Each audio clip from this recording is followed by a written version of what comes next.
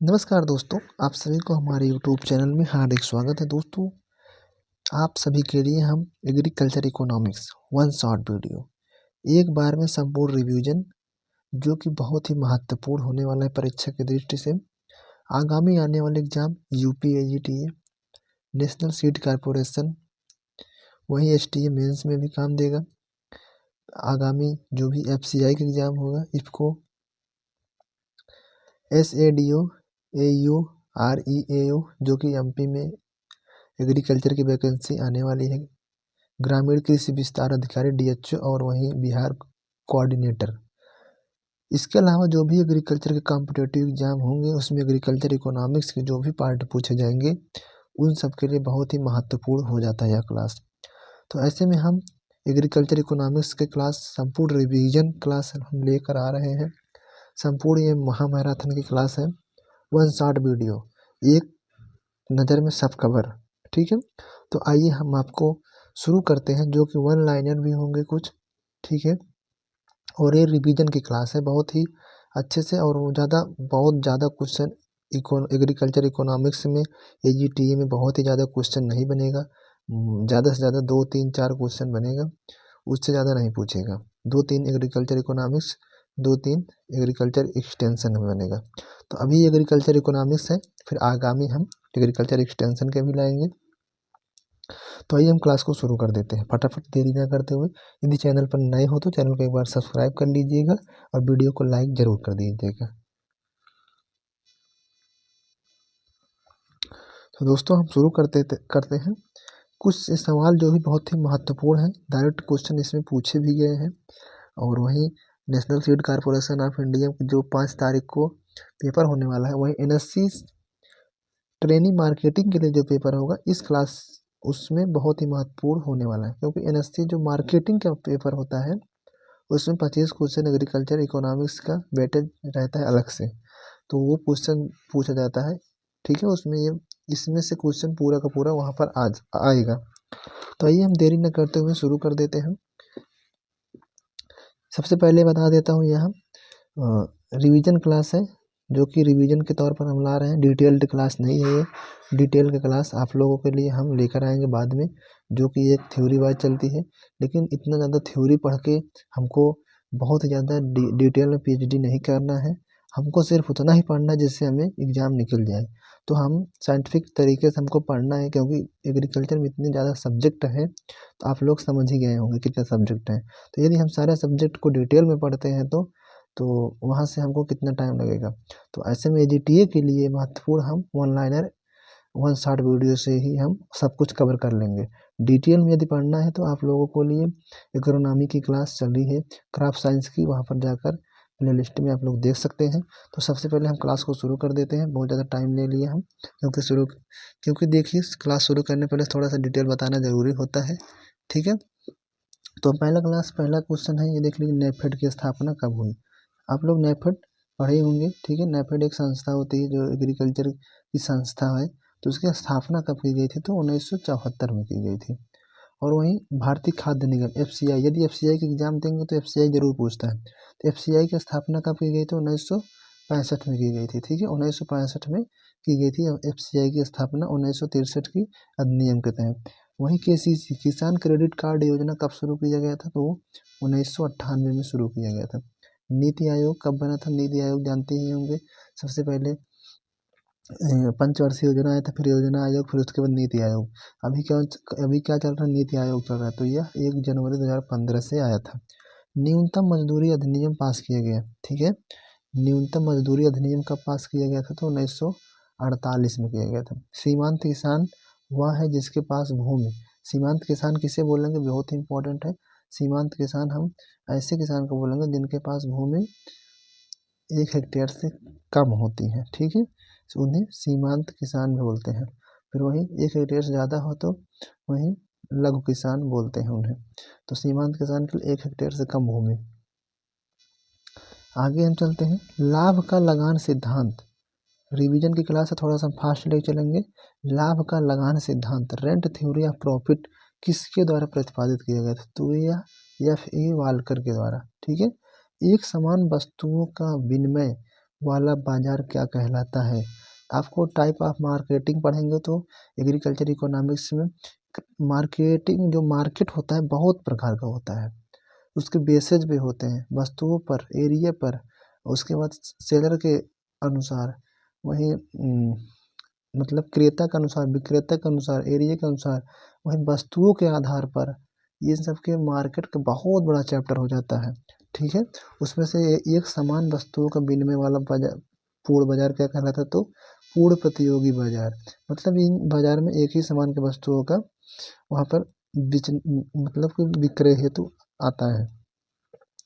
कृषि वस्तुओं की मांग होती है, कृषि वस्तुओं की मांग होती है, लोचहीन होता है।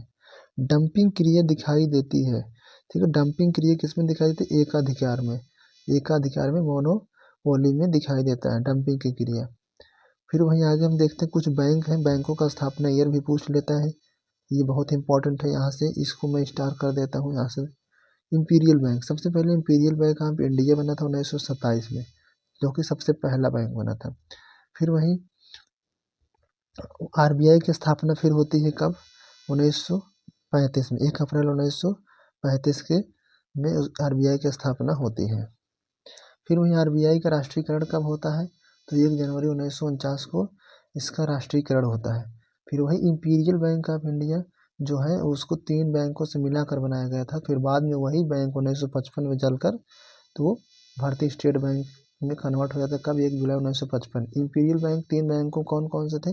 Bank of Madras, bank of Chennai, bank of Bombay, bank of Calcutta, bank of Madras, 3 bank मिलकर इंपीरियल बैंक ऑफ इंडिया बनाते हैं 1927 में। तो भारतीय स्टेट बैंक 1 जुलाई 1955। सबसे इम्पोर्टेंट पूछता है इसमें से, यदि कोई क्वेश्चन बनेगा तो ये 2 क्वेश्चन बनेंगे। नाबार्ड की स्थापना कब होती है? तो 12 जुलाई 1942। ठीक है, नाबार्ड की स्थापना होती है 12 जुलाई 1942। वहीं एग्जिम बैंक, भारतीय आयात निर्यात बैंक, एग्जिम बैंक की स्थापना 1 जनवरी 1982 में होती है। ठीक है, फिर नेक्स्ट आता है सिडबी, सिडबी बैंक। ठीक है, भारतीय लघु उद्योग विकास बैंक होता है, 1990 में बनता है। नेक्स्ट क्षेत्रीय ग्रामीण बैंक, रीजनल रूरल बैंक, यह 2 अक्टूबर 1975 में, बहुत ही इंपॉर्टेंट क्वेश्चन ये पूछा जाता है। 2 अक्टूबर 1975 में पहला रीजनल रूरल बैंक कौन सा था? पहला क्षेत्रीय ग्रामीण बैंक प्रथमा बैंक, जो कि उत्तर प्रदेश के मुरादाबाद में स्थापित हुआ था 1975 में। फिर नेक्स्ट आते हैं जिला ऋण योजना, अग्रणी बैंकों द्वारा बनाया जाता है। ठीक है, जो कि जिला ऋण योजना जो भी होता है वो अग्रणी बैंकों द्वारा बनाया जाता है। नाबार्ड की आंशिक पूंजी में आरबीआई तथा भारत सरकार का योगदान होता है। नाबार्ड में जो भी अपना पूंजी होता है उसमें आरबीआई और भारत सरकार दोनों मिलकर कार्य करते हैं। जब सीमांत उपज शून्य होता है तब कुल उपज अधिकतम होता है। ठीक है, जब सीमांत उपज शून्य हो जाता है तो उस समय कुल उपज अधिकतम होता है। ये बिल्कुल बहुत इंपॉर्टेंट ये होती है, उत्पादन और उपज में प्रोडक्शन और ये मार्जिनल, इन सब में बहुत ही रिलेशनशिप पूछ लेता है। संभावित उत्पादन वक्र सामान्य रूप से मूल बिंदु की तरफ नीचे की तरफ झुकता है। मतलब कि इसका क्या कहना है, जो संभावित उत्पादन वक्र जो होता है सामान्य रूप से मूल बिंदु की तरफ से नीचे की तरफ झुकता है। ठीक है, उत्पादन वक्र हमेशा नीचे की तरफ झुकता है सामान्य रूप से। उत्पादकता ह्रास नियम के अनुसार, उत्पादकता ह्रास नियम के अनुसार आर्थिक लाभ उस बिंदु पर सबसे ज़्यादा कहाँ पर होता है? जहाँ पर M P is equal to A P होता है। ठीक है, एवरेज प्राइस या मार्जिनल प्राइस दोनों बराबर होते हैं। मुद्रा क्रय विक्रय का माध्यम होता है। ठीक है, मुद्रा का जो माध्यम होता है क्रय विक्रय का माध्यम मुद्रा ही होता है। पूर्व में प्रक्षेत्र आय व्यय, ठीक है, पहले से ही प्रक्षेत्र आय व्यय तैयार करने को फार्म बजटिंग बोलते हैं। ये 1 वर्ड में आता है, डायरेक्ट क्वेश्चन में 80 में पूछा गया, फार्म बजटिंग किसे बोलते हैं? तो जो पहले से ही प्रक्षेत्र आय व्यय तैयार करके रखते हैं। सहकारी साख संगठन में 2 स्तरीय, सहकारी साख संगठन में 2 स्तर पर कार्य करते हैं। कौन कौन से? देख, राज्य और जिला। तो ये दीर्घकालीन ऋण की प्रणाली होती है, हमेशा याद रखना, पूछा जाता है, दीर्घकालीन ऋण की प्रणाली होती है। नेक्स्ट आता है संस्थागत साख स्रोत। संस्थागत साख स्रोत कौन कौन से होते हैं? सरकार होती है, सहकारी समितियां होती हैं, व्यापारिक बैंक होता है और वहीं सहकारी बैंक होता है। जो संस्थागत जो साख स्रोत हैं वो कौन कौन से? सरकार, सहकारी समितियां होंगे, व्यापारिक बैंक और सहकारी बैंक। और वहीं गैर संस्थागत साख क्या है? साख का मतलब होगा वो एक तरीके से जिससे हम किसानों को लाभ मिलता है, उधार मिलता है, वो सब।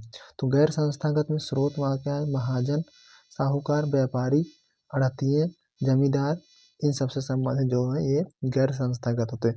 अगर कोई क्वेश्चन पूछा जाता है तो आप 4 ऑप्शन दे देगा, इसमें बोल देगा संस्थागत साख स्रोत कौन सा है, तो आप लोग इसको ध्यान दीजिएगा। औसत लागत कुल लागत उत्पादन के बराबर होती है, ठीक है। औसत लागत कुल लागत उत्पादन के बराबर होती है, मतलब औसत लागत जो होती है कुल लागत बटे उत्पादन के बराबर होती है। अर्थशास्त्र के पिता, फादर ऑफ इकोनॉमिक्स को एडम स्मिथ। प्राइम लागत परिवर्ती लागत कहलाती है हमेशा। प्राइम लागत जो होती है वो परिवर्ती लागत कहलाती है। उत्पादन किसका फलन है? वो कारकों का फलन होता है उत्पादन। एक मार्क एक्ट लागू किया गया, एक मार्क एक्ट लागू किया गया कब से? 1937 में एक मार्क, ठीक है। नागपुर में इसका मुख्यालय है, मुंबई। नाबार्ड की स्थापना 12 जुलाई 1982, पहले ही बता दिया। कारक उत्पादन क्या कहलाता है? उत्पादन फलन। कारक उत्पादन क्या कहलाता है? उत्पादन फलन। उत्पादन लाभ का प्रतिफल है। उत्पादन जो होता है वो लाभ का प्रतिफल होता है। यदि कोई प्रोडक्शन होता है, यदि कोई जो प्रोडक्शन हमें प्राप्त होता है उत्पादित, वही लाभ का प्रतिफल होता है, वही में लाभ हानि होता है। उत्पादन का द्वितीय स्तर प्रारंभ उस बिंदु से होता है जहाँ कुछ उत्पादन अधिकतम हो। देख लीजिए प्रोडक्शन का द्वितीय स्तर, प्रथम स्तर, द्वितीय स्तर, तृतीय स्तर, 3 स्तर होते हैं। इसमें पूछता है कौन से स्तर पर सबसे ज़्यादा लाभ होता है, तो द्वितीय स्तर पर, उत्पादन के द्वितीय स्तर पर सबसे ज़्यादा लाभ होता है। किसान जो बुद्धिमान किसान होते हैं किस स्तर पर अपना फसल को उपजाए, तो वो द्वितीय स्तर पर होता है। मतलब क्या होता है इसमें, क्या होता है कि उस बिंदु पर जहाँ इसमें प्रोडक्शन सबसे ज़्यादा होता है और लागत कम होती है, ठीक है। लागत कम होती है, प्रोडक्शन ज़्यादा होता है। एक मार्क कृषि पदार्थों की शुद्धता का सूचक होता है, मतलब एक मार्क जो होता है ये कृषि जो भी एग्रीकल्चर प्रोडक्ट होते हैं उसका शुद्धता के लिए वो मार्क करता है। और वहीं ये खाने वाले के जो कृषि पदार्थ होते हैं उस वो एक मार्क करता है। और खाने वालों पर जो खाद्य पदार्थ होते हैं वो फसाई करता है, फसाई, ठीक है। फसाई करता है वो, आप लोग देखे होंगे फसाई के द्वारा मार्क किया जाता है, क्वेश्चन पूछा जाता है। अपॉर्चुनिटी लागत को ही वैकल्पिक लागत कहते हैं, ठीक है। जो अपॉर्चुनिटी लागत होता है उसी को वैकल्पिक लागत कहा जाता है। पूंजीवादी खेती, पूंजीवादी खेती कृषि पद्धति के प्रकार नहीं होता है, याद रखना। पूंजीवादी खेती जो होता है वो कृषि पद्धति के प्रकार नहीं होता है। ये इंपॉर्टेंट क्वेश्चन है। सीमांत लागत वक्र, मार्जिनल कॉस्ट कर्व जो होता है, औसत लागत वक्र एवरेज कॉस्ट कर्व को काटता है जब औसत सबसे अधिकतम होती है, तभी काटता है वो। मार्जिनल कॉस्ट कर्व और एवरेज कॉस्ट कर्व एक दूसरे को कब काटते हैं? जब एवरेज कॉस्ट हमेशा अधिकतम हो। ऊपरी लागत, आगे ओवरहेड कॉस्ट। ओवरहेड कॉस्ट का दूसरा नाम स्थिर हो गया, अचल हो गया, अपरिवर्तनशील लागत के नाम से भी जाना जाता है ऊपरी लागत, ठीक है। ऊपरी लागत जो भी हम बाहरी तरीके से उसमें लागत लगाते हैं ये हो गए स्थिर, अचल, अपरिवर्तनशील लागत के नाम से भी जाना जाता है। कृषि प्रकार तुलनात्मक लाभ के सिद्धांत पर कार्य करता है, ठीक है। कृषि प्रकार तुलनात्मक लाभ के सिद्धांत पर कार्य करता है। लगान, कर, बीमा नियत लागत के अंतर्गत आते हैं। कौन से लागत के अंतर्गत आते हैं? नियत लागत के अंतर्गत। ये हमेशा एक ही निश्चित रूप से एकदम नियत रहते हैं।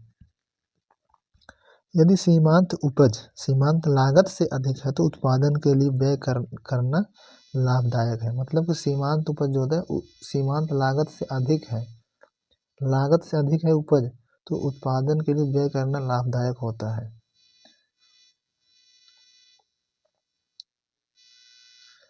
यदि प्रतिस्थापना अनुपात मूल्य अनुपात से कम हो तो तब लागत बढ़ती है। यदि प्रतिस्थापना अनुपात मूल्य अनुपात से कम हो तो तब लागत बढ़ती है। जब साधन सीमित हो तब सीमांत प्रतिफल सिद्धांत लगाया जा सकता है। सीमांत प्रतिफल सिद्धांत एक थ्योरी होती है। ये कहाँ पर लगाया जा सकता है? जब साधन सीमित हो। साधन सीमित रहते हैं उसके अनुसार हमको प्रोडक्शन ज़्यादा लेना रहता है। ठीक है। ह्रासमान प्रतिफल का नियम परिवर्ती कारक के सीमांत उत्पादन में गिरावट संदर्भित करता है। ये सब थ्योरी हैं, इकोनॉमिक्स के थ्योरी होते हैं।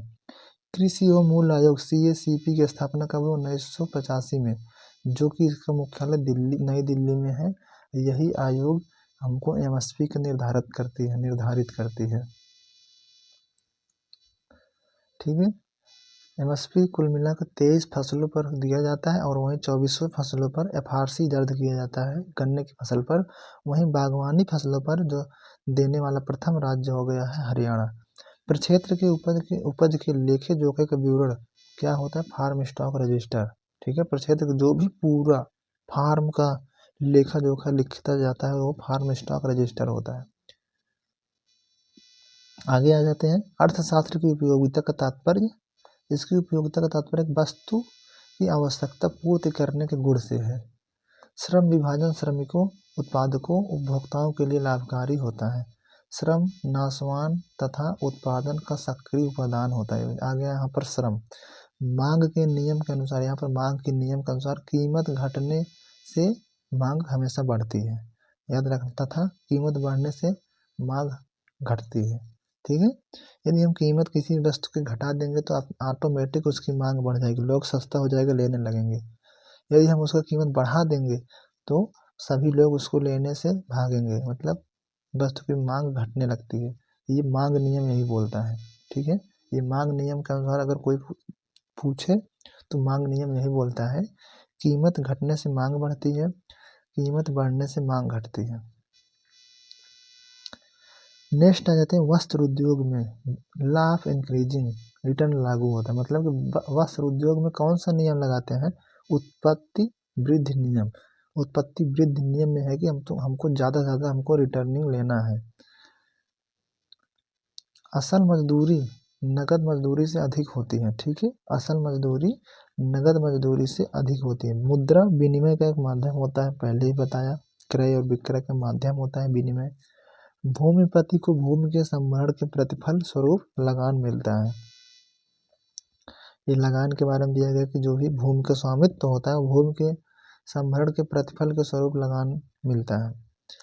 संगठनकर्ता का प्रमुख कार्य उत्पादन के उपादानों को अनुकूलतम अनुपात में प्रयोग करना होता है। आवश्यकताएं अनंत हैं। ठीक है। आवश्यकताएं अनंत हैं, प्रतियोगी हैं, कुछ पूरक तथा कुछ वैकल्पिक हैं। प्रतिष्ठ रक्षक आवश्यकताओं को कृत्रिम आवश्यकताएं भी कहा जाता है। ठीक है। प्रतिष्ठ रक्षक आवश्यकताएं जो होती हैं वो कृत्रिम आवश्यकताएं भी इसको बोलते हैं। किसानों द्वारा खाद, बीज, पानी के लिए जो ऋण विभिन्न संस्थानों से लिया जाता है उसे कौन सा ऋण बोलते हैं? ये इंपॉर्टेंट है, ये पूछा जा सकता है। तो उसे अल्पकालीन ऋण बोलते हैं, जो कि हम अपनी ज़रूरतमंद चीज़ें, खाद, बीज, पानी के लिए हम ऋण लेते हैं, कुछ महीनों के लिए होता है। ठीक है। वहीं ट्रैक्टर, ट्यूबवेल व अन्य मशीन खरीदने के लिए जो पैसा दिया जाता है वो मध्यकालीन ऋण के लिए होता है। अल्पकालीन ऋण हमेशा 1 वर्ष तक होता है, मध्यकालीन ऋण 1 से 5 वर्ष तक होता है, दीर्घकालीन 5 वर्ष से अधिक वर्ष तक होता है। तो ये मध्यकालीन ऋण इसको बोलते हैं, ट्रैक्टर, ट्यूबवेल, अन्य मशीनरी खरीदने के लिए। वहीं भूमि खरीदने के लिए हम दीर्घकालीन ऋण का उपयोग करते हैं। भारतीय कृषक ऋण में जन्म लेते हैं, ऋण में ही रहते हैं और ऋण में ही मर जाते हैं। यह कथन किसका है? तो यह रॉयल कृषि आयोग का। ठीक है। रॉयल कमीशन के जो यह रॉयल कमीशन जो बनी थी वो इसका कथन यहाँ था कि भारतीय कृषक ऋण में ही जन्म लेता है, ऋण में ही रहते हैं और ऋण में ही मर जाते हैं। ये रॉयल कमीशन कहाँ पर आया था? रॉयल कमीशन ICAR की स्थापना में इसी कमीशन ने अपना रिपोर्ट सबमिट किया था 1929 में। 11 जुलाई 1929 में रॉयल कमीशन के द्वारा ICAR की स्थापना होती है। राज्य सहकारी बैंक ऋण वितरण हेतु सर्वाधिक धन रिजर्व बैंक से प्राप्त होता है। ठीक है। सर्वाधिक धन रिजर्व बैंक से, सहकारी बैंक जो ऋण वितरित करता है वो सबसे ज़्यादा पैसा कहाँ से लेता है? और RBI से। भारत में सहकारी विपणन प्रणाली की सर्वोच्च संस्था राष्ट्रीय सहकारी विपणन संघ है। ग्रामीण साख सर्वे कमेटी ने ग्रामीण ऋण 3 प्रकार से बतलाए। ठीक है, ग्रामीण ऋण 3 प्रकार के, अल्पकालीन, मध्यकालीन, दीर्घकालीन। भूमि का अस्थायी बंदोबस्त ब्रिटिश काल में गवर्नर लॉर्ड कॉर्नवालिस के कार्यकाल में हुआ था। अस्थायी बंदोबस्त की प्रक्रिया लॉर्ड कॉर्नवालिस के कार्यकाल में हुआ था। उत्तर प्रदेश में जमींदारी उन्मूलन, उत्तर प्रदेश में जमींदारी उन्मूलन का कार्य कब हुआ था? 1 जुलाई 1952 में को आरंभ हुआ था। ग्राम दान आंदोलन का आरंभ उत्तर प्रदेश में हुआ। गॉस फार्म इनकम लागत, गॉस फार्म इनकम लागत is equal to net farm income. कृषि उत्पादन गुणे कीमत, तो गॉस फार्म इनकम आता है इससे। कृषि उत्पादन जो भी है कीमत, तो गॉस फार्म इनकम इसको बोलते हैं। कृषि उत्पादन व्यय इज इक्वल टू जो भी व्यय आया, चल अचल लागत प्लस विपणन व्यय के जो भी विपणन व्यय हो, दोनों को जोड़कर कृषि उत्पादन व्यय बोलते हैं। कृषि लागत बराबर होती है चल अचल लागत के। ठीक है, कृषि लागत जो होता है वो चल और अचल लागत के दोनों के बराबर होती है। कृषि उत्पादन मूल्य कृषि लागत मूल्य पर निर्भर करता है। कृषि उत्पादन का जो मूल्य है कृषि लागत मूल्य पर निर्भर करता है।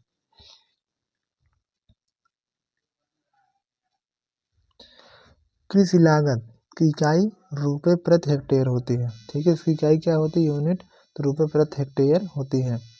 कृषि उत्पादन व्यय, कृषि उत्पादन व्यय की इकाई रुपए प्रति हेक्टेयर।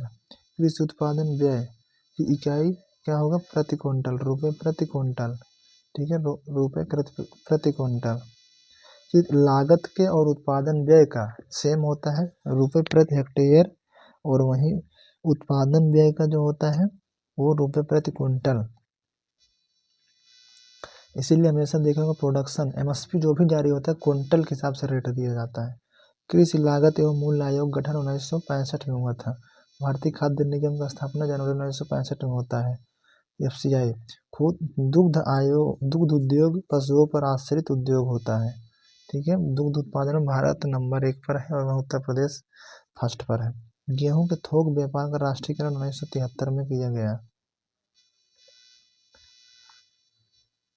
खाद्यान्नों के मूल्यों में स्थिरता लाने के लिए देश में समर्थन मूल्य नीति कब आया? 1964 में आया। ठीक है, 1964 में लागू की गई थी। ग्रामीण बैंक लीड बैंक से ऋण प्राप्त करती है। ठीक है, ग्रामीण बैंक जो होती है वो जो लीड बैंक होते हैं आरबीआई, उनसे सहायता ऋण प्राप्त करती है। 1952 में अधिक अन्न उपजाऊ आंदोलन प्रारंभ किया गया था। अधिक अन्न उपजाऊ आंदोलन कब प्रारंभ किया गया था? 1952 में। विश्व के संचित क्षेत्रों में भारत का द्वितीय स्थान है। भारतीय संविधान के अंतर्गत वनों पर राज्य सरकारों का अधिकार होता है। एफआरआई कहाँ पर स्थित है? देहरादून में है। समग्र नीति टोटल रिवॉल्यूशन का विचार किसका है? ये जयप्रकाश नारायण का है। संपूर्ण क्रांति, ठीक है, उसी को संपूर्ण क्रांति बोलते हैं। बीज, खाद, पानी, मजदूरी फार्म की चल लागत है। ठीक है, ये सब चल लागत होती है। अचल लागत क्या होती है? आपको भूमि हो गया, ये सब अचल लागत हो गया। सहकारी ऋण क्या कहलाता है? तक्कावी। सहकारी ऋण हमेशा तक्कावी इसको बोलते हैं। बहुउद्देशीय सहकारी समिति, ठीक है, बहुउद्देशीय सहकारी समिति की स्थापना सर्वप्रथम उड़ीसा में 1939 में हुई थी। प्रत्येक क्षेत्रीय ग्रामीण बैंक रीजनल रूरल बैंक की अधिकृत कार्यरत पूंजी 1 करोड़ रुपए तथा जारी चुकत पूंजी से 25 लाख रुपए तक थी। ठीक है, ये एक करोड़ रुपए से जारी और चुकत पूंजी जो है 25 लाख रुपए थी। क्षेत्रीय ग्रामीण बैंक की शेयर पूंजी केंद्र सरकार का हिस्सा 50%, राज्य सरकार का 15% तथा सहयोगी वित्त प्रदत्त बैंक तथा लीड बैंक का हिस्सा 35% होता है। तो जो रूरल रीजनल बैंक होता है तो उसमें जो केंद्र सरकार का हिस्सा के लिए 50% होता है, वहीं राज्य सरकार का 15 होता है, और वहीं इसके सहयोगी वित्त प्रदत्त बैंक लीड बैंक स्पॉन्सरशिप्ड जो होते हैं वो 35% हिस्सा लेते हैं। राष्ट्रीय कृषि एवं ग्रामीण विकास बैंक नाबार्ड की चुकता पूंजी 100 करोड़ रुपए थी, जिसमें भारत सरकार तथा भारतीय रिजर्व बैंक बराबर 50-50 का योगदान था। यह राशि 1996-97 बढ़कर 1000 करोड़ रुपए कर दी गई थी। ठीक है, नाबार्ड की जब शुरुआत हुई थी, paid of the capital 100 crore थी, जिसमें केंद्र सरकार और राज्य सरकार का जो बंटवारा था 50-50% का था। तो यह पूंजी 1996-97 में बढ़कर 1000 करोड़ रुपए हो गई थी। देश में सहकारी साख कोऑपरेटिव क्रेडिट आंदोलन स्तूपाकार था, जिसके आधार पर गांव स्तर पर प्राथमिक साख समितियां, प्राइमरी क्रेडिट सोसाइटी, जिला स्तर पर केंद्रीय सहकारी बैंक तथा प्रांत स्तर पर राज्य सहकारी बैंक हैं। ठीक है, देश में जो सहकारी साख आंदोलन स्तूपाकार था, इसके आधार पर गांव स्तर पर जो भी ऋण समितियां थी तो प्राथमिक साख समितियां थी, और जिला स्तर पर केंद्रीय सहकारी बैंक था, वहीं राज्य स्तर पर राज्य सहकारी बैंक था। मानक बाट और माप अधिनियम संसद द्वारा सर्वप्रथम 1956 में पारित किया गया था। इस नियम का संपूर्ण भारतवर्ष में केवल मीट्रिक प्रणाली को ही बाट और माप की वैधानिक मानक प्रणाली के रूप में मान्यता मिली। तो कौन सी प्रणाली थी? मीट्रिक प्रणाली, 1956 में। उत्तर प्रदेश कृषि उत्पादन मंडी अधिनियम 1964 में पारित किया गया। कब किया गया? उत्तर प्रदेश में कृषि उत्पादन मंडी अधिनियम 1964 में। विपणन एवं निरीक्षण निदेशालय द्वारा एक त्रैमासिक जनरल कृषि मार्केटिंग, ठीक है, कृषि मार्केटिंग एक वार्षिक पत्रिका एगमार्क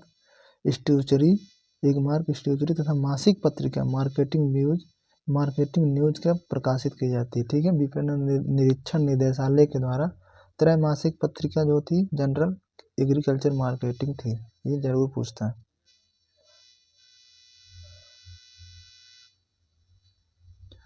केंद्रीय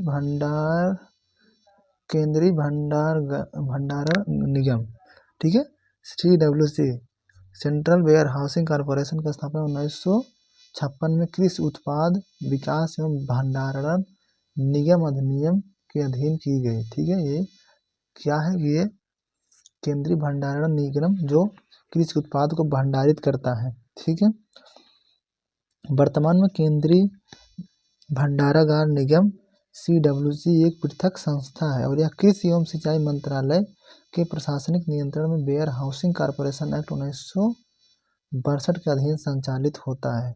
ये कौन से एक्ट 1962 के अधीन? कृषि एवं सिंचाई मंत्रालय के अंतर्गत यह खाद्य विभाग के अंतर्गत यह कार्य करता है। भूमि को प्रकृति को उपहार कहा जाता है, ये सबको पता है। पूर्व प्रतियोगी बाजार एक प्रकार का प्रतियोगी बाजार होता है। ठीक है, पूर्व प्रतियोगी बाजार में मांग वक्र सीधा समतल और समांतर अक्ष होता है। ठीक है, सीधा समतल और समांतर अक्ष होता है। कृषि मूल्य आयोग एग्रीकल्चर प्राइस कमीशन की स्थापना 1965 में हुई। इसका कार्य कृषि मूल्यों का नियंत्रण एवं समन्वित संरचना का विकास। तो एग्रीकल्चर प्राइस कमीशन की स्थापना 1965 में होती है। वहीं आ जाता है कृषि लागत एवं मूल्य आयोग। ठीक है, ये ACPC, ठीक है, यही जो होता है ये MSP निर्धारित करता है। 1985 में इसकी स्थापना होती है। पहले 1985 से पहले कृषि मूल्य आयोग निर्धारित करता था। ठीक है, अब वही 1985 में कृषि लागत मूल्य आयोग बना, तो अब वही करता है। उत्पादन एवं साधनों का फलन, उत्पादन एक साधनों का फंक्शन होता है। ठीक है, समर्थन मूल्य सपोर्टिंग प्राइस वह न्यूनतम मूल्य होता है जिस पर सरकार किसी वस्तु को खरीदने को तैयार होती है। मूल्य का सिद्धांत अर्थशास्त्र के अंतर्गत आता है। भूमि लगान प्रक्षेत्र स्थिर लागत पर के माना जाता है। ठीक है, लागत फिक्स्ड कॉस्ट के रूप में इसको माना जाता है। जो लैंड रेंट होता है ये हमेशा फिक्स रहता है। बाजार का नियंत्रण विपणन निरीक्षण निदेशालय द्वारा किया जाता है।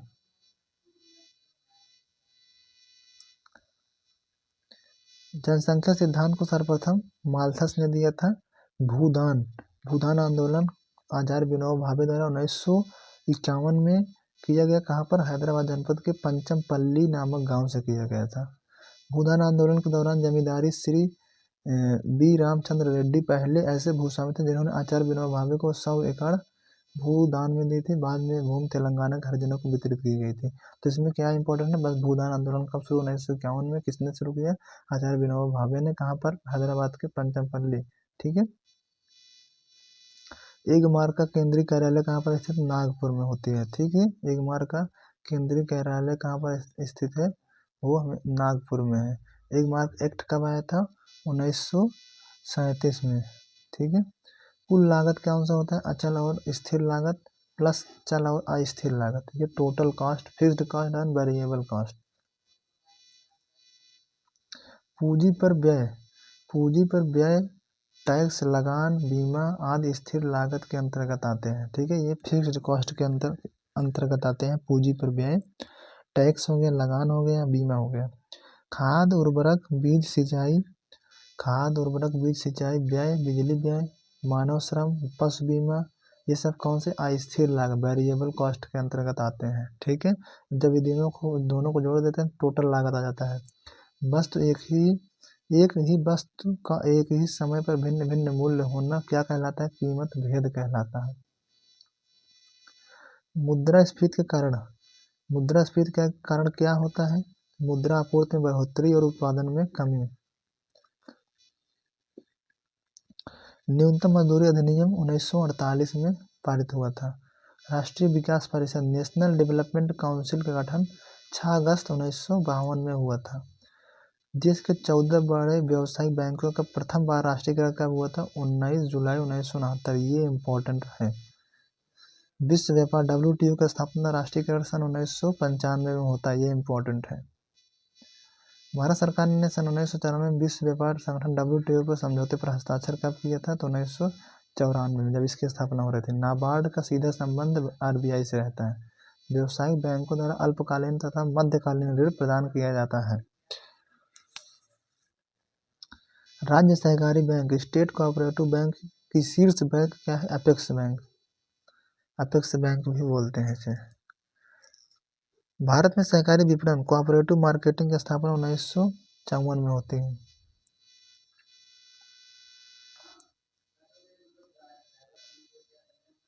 किसी वस्तु का ऊर्ध्वाधर मांग वक्र, डिमांड कर्व, प्रदर्शित करता है कि मांग वक्र पूर्ण रूप से बेलोचदार है। अत्यधिक लोचदार मांग प्रायः विलासिता की वस्तुओं में देखी जाती है, जैसे motor car, TV, fridge. Very important है। यही क्वेश्चन पूछा गया था NSC में प्रीवियस ईयर में मार्केटिंग में। अत्यधिक लोचदार मांग कहाँ पर देखा जाता है? विलासिता की वस्तुओं पर। ठीक है। वही ऊर्ध्वाधर मांग वक्र प्रदर्शित करता है तो वो पूर्ण रूप से बेलोचदार। तो विलासिता की वस्तुओं पर हमेशा अत्यधिक लोचदार मांग दिखाई देता है। मोटर कार, टीवी, फ्रिज आदि।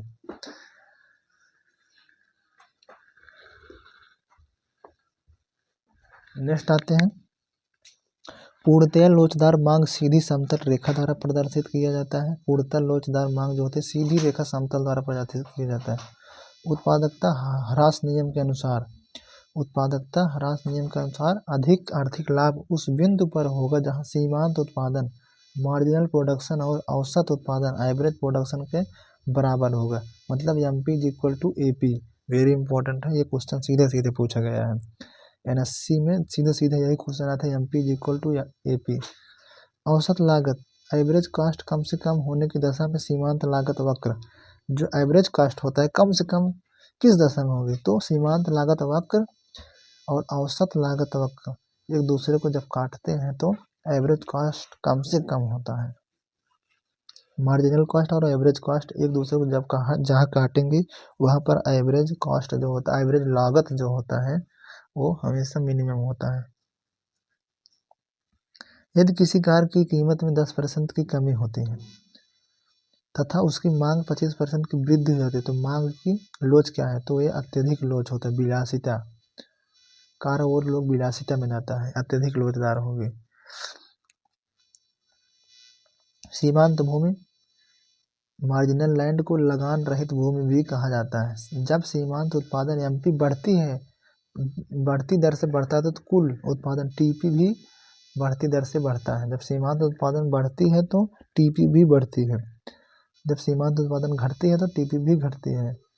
सीमांत उत्पादन शून्य होने की स्थिति में कुल उत्पादन टीपी अधिकतम होता है, क्योंकि सीमांत लागत एमसी सीमांत आय एमआर के बराबर होता है। जब सीमांत उत्पादन एमपी शून्य होने की स्थिति में आ जाए तो कुल उत्पादन टीपी अधिकतम होता है। ठीक है, कुल उत्पादन अधिकतम होता है, क्योंकि सीमांत लागत और सीमांत जो आय है दोनों बराबर हो जाते हैं, तभी वो सीमांत उत्पादन शून्य हो जाता है। मुद्रा का कार्य साख में वृद्धि माध्यम, क्रय विक्रय अथवा विनिमय का माध्यम, मूल्य का मापक, मूल्य का हस्तांतरण, पूंजी तरलता प्रदान करना, ये मुद्रा का कार्य होता है। फार्म मैनेजमेंट का मुख्य उद्देश्य क्या है? कारकों का अनुकूलन प्रयोग करना। 1 हेक्टेयर से कम भूमि वाले कृषक को सीमांत कृषक, जिस किसान के पास 1 से 2 हेक्टेयर भूमि होते हैं उसे उन्हें लघु किसान बोलते हैं। ठीक है, 2 से ऊपर तो दीर्घ किसान। विशिष्ट खेती किसे बोलते हैं? Specific farming. विशिष्ट खेती के अंतर्गत क्षेत्र पर संपूर्ण आय का 50% या इससे अधिक आय किसी एक स्रोत अथवा उद्यम से प्राप्त की जाती है, ये विशिष्ट खेती होता है। स्पेसिफिक फार्मिंग मतलब एक ही चीज पर हम जो संपूर्ण आय उससे 50% या उससे अधिक आय हम एक ही स्रोत से हम निकालते हैं, तो वो विशिष्ट खेती में आता है। विविध व्यवसाय खेती, इसमें क्या है? इसके अंतर्गत किसी भी उद्यम द्वारा संपूर्ण प्रचलित क्षेत्र का 50% आय प्राप्त नहीं होता, अर्थात प्रत्येक उद्यम का 50% से कम आय देता है। ठीक है, वो प्रत्येक जो उद्यम है 50% से कम आय देता है, मतलब कि कई सारे मिलाकर कई सारे उसमें खेती मिला जुला कर तब जाकर उनका मार्जिनल निकलता है, उनका फायदा निकलता है, उत्पादन। राजकीय खेती क्या है? स्टेट फार्मिंग का प्रबंधन राजकीय कर्मचारियों द्वारा किया जाता है। सहकारी खेती के अंतर्गत सभी कृषकों की भूमि पर स्वामित्व बना रहता है। ठीक है, कोऑपरेटिव फार्मिंग के अंतर्गत जो भी उसका सहकारी बैंकों द्वारा भूमि प्रदान किया था उस पर स्वामित्व बना रहता है, किसका? सहकारी बैंकों का। वह स्थिति जब किसी उद्यम अथवा फर्म को ना लाभ हो रहा हो ना हानि हो रहा है, तो इस स्थिति में ब्रेक इवन बिंदु इसको कहते हैं, ब्रेक इवन बिंदु बोलते हैं, जहाँ पर किसी भी फार्म या उद्यम को ना लाभ हो रहा है ना हानि हो रहा है, तो उस बिंदु को क्या बोलते हैं? ब्रेक इवन बिंदु। प्रथम पंचवर्षीय योजना का आरंभ कब हुआ? तो 1 अप्रैल 1951 में होता है। 51 से कितने तक चलता है? 51 से 56 तक चलता है प्रथम, फिर 56 से 61 तक, 61 से 65 तक, फिर वहीं 66 में आ जाता है अपना हरित क्रांति, फिर वहीं 66 से क्या हो जाता है? योजना अवकाश आ जाता है। कितने साल के लिए? 3 साल के लिए। तो योजना अवकाश कब कब हुआ था पूरे पंचवर्षीय योजना में? तो पहला 1966 से 69 होता है, 1979 से 80 होता है, 1990 से 92 में होता है। इनमें योजना अवकाश होता है, जो कि योजना ये 1 वर्षीय प्लानिंग रूल आया था इसमें। अनुबंधित मजदूर नियम, अनुबंधित मजदूर नियम एवं निरस्तीकरण अधिनियम contract labour regulation abolition act सन 1970 में लागू किया गया था। ठीक है, अखिल भारतीय खादी ग्रामोद्योग बोर्ड का गठन फरवरी 1953 में किया गया था। अखिल भारतीय हस्तशिल्प बोर्ड का स्थापना कब हुआ? तो हैंडीक्राफ्ट, तो यह 1952 में हुआ था। ठीक है, अखिल भारतीय खादी ग्रामोद्योग का 1953 में, और वहीं 1952 में हस्तशिल्प बोर्ड का। देश में सर्वप्रथम सन 1939 मुंबई में रासायनिक प्रणाली लागू की गई थी। उत्तर पूर्व क्षेत्रीय कृषि विपणन निगम लिमिटेड की स्थापना कब होती है? 1982 में होती है। भारतीय खाद्य निगम एफसीआई को खुले बाजार में गेहूं बेचने का अधिकार अक्टूबर 1993 में मिला, जबकि एफसीआई को खुले बाजार में चावल बेचने का अधिकार जनवरी 1994 में मिला। ये भी क्वेश्चन पूछता है, एफसीआई किसके कौन सी फसलों पर कार्य करता है? ये खाद्यान्न फसलें, मतलब गेहूं और चावल मुख्यतः इन दोनों ही फसलों पर वो स्टोर रखता है। विपरीत परिस्थितियों में कौन सा जो निगम है जो बचा कर रखता है, वो एफसीआई ही रखता है। खाद्य प्रसंस्करण उद्योग की स्थापना कब होती है? 1988 में की गई थी।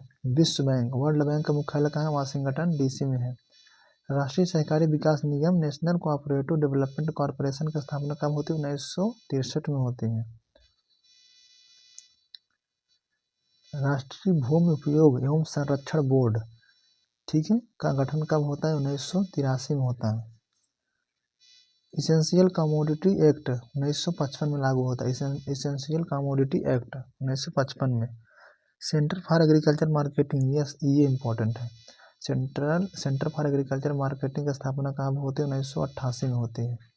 खेती के प्रकार कम प्रणालियाँ, कुछ खेती के प्रकार देख लेते हैं, कौन सी प्रणाली होती है। इसमें खेती के 5 प्रकार, उसकी विशेषताएं जो हैं कौन सी? स्पेसिफिक फार्मिंग मैंने बताया था, जो कि विशिष्ट प्रकार के फसलों को उगाया जाता है, जिससे एक ही फसल से वो कम से कम 50% या उससे अधिक आय की प्राप्ति करते हो। जैसे इसमें मेनली चाय हो गया, कहवा हो गया, गन्ना हो गया, रबड़ हो गया, ये सब एक ही फसल के फार्मिंग होता है। फिर अगर बहुप्रकारी खेती में क्या होता है? जिस फार्म में कुल आमदनी के कई स्रोत हों तथा प्रत्येक स्रोत से कुल आमदनी के 50% या इससे अधिक न मिलता हो। इसमें कई स्रोत होते हैं आमदनी के, कोई भी अकेला इंडिविजुअल स्रोत जो उसमें से ले लेंगे वो टोटल जो प्रोडक्शन है उससे 50% से अधिक ना हो। यदि 50% से अधिक हो जाता है एक ही स्पेसिफिक से, वो स्पेसिफिक में चला जाएगा, उससे अधिक ना होता हो तो इसे बहुप्रकारी खेती कहते हैं। जनरली फार्म जैसे किसान उगाते हैं, आलू लगा लिए, गन्ना लगा दिए, थोड़ा थोड़ा सभी प्रकार के फसल, गेहूँ चावल सब उत्पादन करते हैं, वो बहुप्रकारी खेती होता है। मिक्स्ड फार्मिंग क्या होता है? Very important. मिक्स्ड फार्मिंग बहुत कंफ्यूजन करता है। मिक्स्ड फार्मिंग आगे मिक्स्ड क्रॉपिंग होता है, एक मिक्स्ड फार्मिंग होता है। जहाँ पर मिक्स्ड क्रॉपिंग आता है वहाँ पर हम सिर्फ क्रॉप को लेते हैं। मिक्स्ड फार्मिंग में क्या होता है? हम फसल उत्पादन के साथ साथ, कई फसलों के उत्पादन के साथ साथ हम उसके साथ पशुपालन भी करते हों, या डेयरी उद्योग करते हैं, या मुर्गी पालन करते हों, या अन्य कोई सहायक उद्यम जो कि कृषि से रिलेटेड होती है, तो कम से कम आय का 10% हिस्सेदारी हो। प्रत्येक उद्यम का कम से कम जो आय होता है उसका 10% हिस्सेदारी हो, तो वो मिक्स्ड फार्मिंग में आता है। ठीक है। वही सहायक उद्यम को पदार्थों को बाय प्रोडक्ट भी बोलते हैं। इसमें क्या होता है? सहायक उद्यम उप पदार्थों का उपभोग करते हैं। मिक्स्ड फार्मिंग में जैसे हम फार्मिंग में जो भी फसल उत्पादन होता है उसको हम पशुपालन में यूज कर देते हैं। ड्राई फार्मिंग क्या होता है? ड्राई फार्मिंग होता है जहाँ ऐसी भूमि जहाँ पर वार्षिक वर्षा 20 इंच अथवा इससे कम हो, या बिना किसी सिंचाई साधन से उपयोगी फसलों के आर्थिक उत्पादन को शुष्क खेती कहते हैं।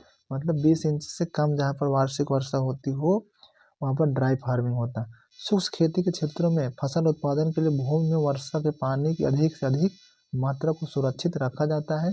संक्षेप में कहा जा सकता है कि शुष्क खेती उत्पादन की वह सुधरी प्रणाली है जिसमें किसी निश्चित भूमि पर पानी की अधिकतम मात्रा को सुरक्षित रखकर भरपूर उत्पादन किया जा सकता है। सीधा सीधा सिंपल सा फंडा है। ड्राई फार्मिंग शुष्क खेती, 20 इंच से कम जहाँ वार्षिक वर्षा होती है, ड्राई फार्मिंग बोलते हैं सूखे वाले क्षेत्र में। नेक्स्ट आगे लास्ट, रैचिंत खेती। रैचिंत खेती क्या है? इस प्रकार की खेती में भूमि की जुताई, बुआई, गुड़ाई आदि नहीं की जाती है। ठीक है। इसमें भूमि की जुताई, बुआई और गुड़ाई नहीं की जाता है, और ना ही फसलों का उत्पादन किया जाता है, बल्कि प्राकृतिक वनस्पति पर विभिन्न प्रकार के पशुओं जैसे भेड़, बकरी आदि उनको हम चराया जाता है, उसको चराने के लिए उस पर ले जाते हैं। इस प्रकार की खेती ऑस्ट्रेलिया, अमेरिका, तिब्बत और भारत के पर्वतीय पठारी क्षेत्रों में भेड़ बकरी चराने के लिए की जाती है। ज्ञातव्य है कि ऑस्ट्रेलिया आदि देशों में भेड़ बकरी रखने वालों को रैंचर की संज्ञा दी जाती है, तो उनको रैंचर भी बोलते हैं। रैंचर खेती क्या है? ऐसी खेती जिसका जुताई बुआई फसल उत्पादन नहीं किया जा सकता, वो खुला छोड़ा जाता है। वो स्वतः ही उसमें जो प्राकृतिक रूप से वनस्पति उग जाते हैं उसके उपयोग हम अपने पशुओं, भेड़ बकरी या जो भी पशु हैं उसको हम उसमें छोड़ देते हैं, वो चराने के लिए उसका उपभोग करते हैं। ये रैंचित खेती होता है। तो इस प्रकार से मैंने संपूर्ण एग्रीकल्चर इकोनॉमिक्स का fast revision one short video में लेकर आया। बहुत ही लंबा वीडियो नहीं खींचे, और इसमें संपूर्ण इकोनॉमिक्स कवर हो जाता है। इससे बाहर इकोनॉमिक्स क्वेश्चन नहीं पूछेगा, इसी में क्वेश्चन रहेगा। बस आप बशर्ते आपको ध्यान देने की जरूरत है, याद नहीं रहेगा तो वो अपने ऊपर है। ठीक है। और क्वेश्चन इसी में से आएगा। सीमांत लागत हो गया, उसके बाद बैंकिंग हो गया, जो भी संस्थाएं हैं, एक्ट हो गया, स्थापना हो गया, जो भी वक्र हैं, कर्व हैं, ये सब पूछता है। तो बहुत ज़्यादा नहीं है, इन सब में देख लीजिए कि मैंने 5 प्रकार के खेती भी बता दिए। तो इस प्रकार से पूरा मैंने एग्रीकल्चर इकोनॉमिक्स 1 शॉर्ट वीडियो में कंप्लीट किया। और आगे हम इसी प्रकार से 1 शॉर्ट वीडियो लाएंगे विभिन्न विषयों का। बाकी डिटेल क्लास भी चलती रहेगी, जिसमें हम कवर कर देंगे एक एक वीडियो में एक एक विषय सभी कवर कर देंगे। ठीक है, मेन विषय। इससे क्वेश्चन ज़्यादा नहीं बनता है। ये NSC ट्रेनिंग मार्केटिंग का एग्ज़ाम है 5 तारीख को, इसलिए मैंने ये सोचा कि कुछ फ़ायदा हो जाए, इसके लिए मैंने ये लेकर आया है। तो मिलते हैं नए वीडियो में। इस वीडियो को पूरा ध्यान से देखना है सभी वीडियो, और इस चैनल को आप सब्सक्राइब कर लीजिए। एग्रीकल्चर का आप लोग जो भी तैयारी कर रहे हैं उसमें जनरल एग्रीकल्चर AGTA स्पेशल के लिए बैच चल रहा है, जो कि फ्री ऑफ कॉस्ट है। आप लोग प्लेलिस्ट में जाएंगे, किसान बैच देखेंगे एग्रीकल्चर, वहाँ पर एग्रीकल्चर की वीडियो बहुत सारी पढ़ चुके हैं और आगे भी पढ़ रही हैं। और वहीं NSC के प्रीवियस ईयर क्वेश्चन भी है, और वहीं हम ऑब्जेक्टिव प्रैक्टिस पेपर भी एग्रीकल्चर के ले आ रहे हैं, जो कि जनरल सभी एग्जाम के लिए महत्वपूर्ण है। और वहीं हम AGTA के लिए उत्तर प्रदेश स्पेशल की भी क्लास चल रही है, उसमें भी बहुत सारे वीडियो पढ़ चुके हैं। रही बात अब कंप्यूटर की, तो कंप्यूटर की भी क्लास हम आगामी आने वाले दिनों में शुरू कर देंगे। और वहीं तैयारी को तेजी करिए, तैयारी जैसे चल रही चलने दीजिए, अच्छे से पढ़िए। और वहीं बहुत ही जल्द जनवरी के माह में आपको 15 जनवरी तक आपको AGTA की कट ऑफ देखने को मिल सकती है। और वहीं इसका एग्ज़ाम डेट भी आप लोग अप्रैल मई में देखने को मिल सकता है। ठीक है, तो मिलते हैं नए वीडियो में, तब तक के लिए धन्यवाद। मस्त रहिए, अपना ध्यान रखिए। उसके बाद चैनल को सब्सक्राइब कर दीजिए, ज़्यादा से ज़्यादा लोगों तक शेयर कर दीजिए और थोड़ा सपोर्ट करिए। मिलते हैं नए वीडियो में, तब तक के लिए धन्यवाद।